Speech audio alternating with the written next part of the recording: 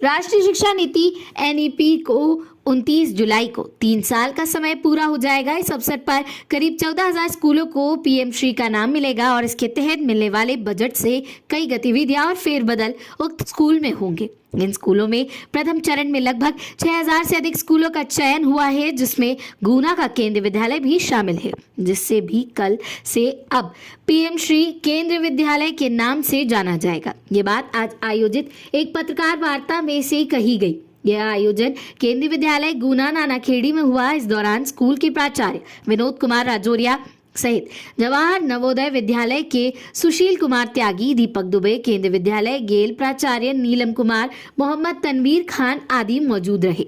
इस दौरान शिक्षकों ने एनईपी के बारे में अधिक से अधिक लोग जाने, इसको लेकर चर्चा भी की गई। उन्होंने बताया, अब की बार पीएम की मंशा अनुसार शिक्षा नीति में छात्रों को आत्मनिर्भर बनाने का उद्देश्य मूल रूप से रहेगा।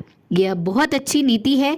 अब तक रटने पर जोर था, लेकिन अब समझने का क्रम चलेगा। इसको लेकर विस्तार से बातचीत की गई। इस दौरान बताया गया कि जो लोग इस नीति का विरोध कर रहे हैं, उन्हें पहले इसे ठीक से समझना चाहिए। गुना जिला संवाददाता योगेंद्र शर्मा की रिपोर्ट।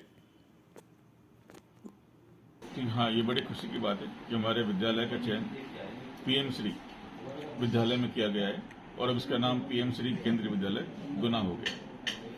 ठीक है, इस योजना में मुख्यतः जो हमारी एनईपी है, राष्ट्रीय शिक्षा नीति, उसके अंतर्गत बच्चों का सर्वांगीण विकास किस तरह से होगा, साथ ही इस एनईपी के बारे में जो भ्रांतियां हैं, ठीक है, उनको दूर करने के लिए भी जो आज की प्रेस कॉन्फ्रेंस हम लोगों ने आयोजित की, उसका उद्देश्य ये भी है कि सभी लोगों को हम ज्यादा से ज्यादा जागरूक कर पाएं कि एनईपी का उद्देश्य हमारे लिए कितना अच्छा है, स्पेशली हमारे बच्चों के लिए।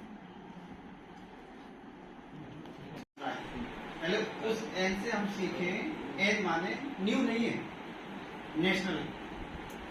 तो जब हिंदी में बोलेंगे तो राष्ट्रीय शिक्षा नीति बोलेंगे, नई शिक्षा नीति नहीं है।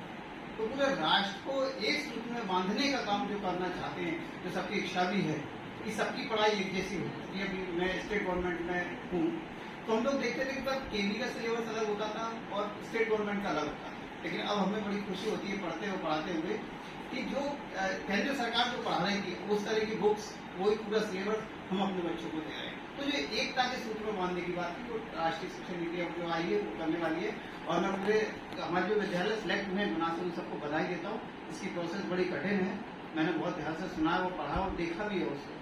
अगर ये विद्यालय चयन हुए तो मुझे आशा है कि सरकार की उम्मीदें और हम सबके सहयोग से ये पीएम श्री का जब आगे जाकर जब सिलेक्शन होगा, अभी तो चयन प्रक्रिया है, फिर उसके हिसाब से हमको एक स्ट्रक्चर पूरा तैयार करना है नई शिक्षण अपनी राष्ट्रीय शिक्षा नीति के अनुसार। फिर उसमें सिलेक्शन होंगे और सिलेक्शन के बाद जो परिणाम निकल के आएंगे गुना के लिए, और हम सब अभिभावकों के लिए बड़े अद्भुत होंगे, आश्चर्यचकित करने वाले होंगे। भैया कह रहे हैं ये तो सब एक प्रक्रिया है, अच्छा और नया थोड़ा स्वीकार करने में छोड़ने में समय लगता है, एक अपनी प्रक्रिया है, वो अपने हिसाब से चलेगी। लेकिन हम लोगों की कुछ मर्यादाएं हैं, कुछ बंदिशें हैं, उन सब में रहकर हम सब लोगों को काम करना पड़ता है। और एक नया भारत और एक श्रेष्ठ भारत कैसे बने, जो केंद्र सरकार की योजना है, उसमें पीएम श्री में हम लोग सिलेक्ट हुए हैं।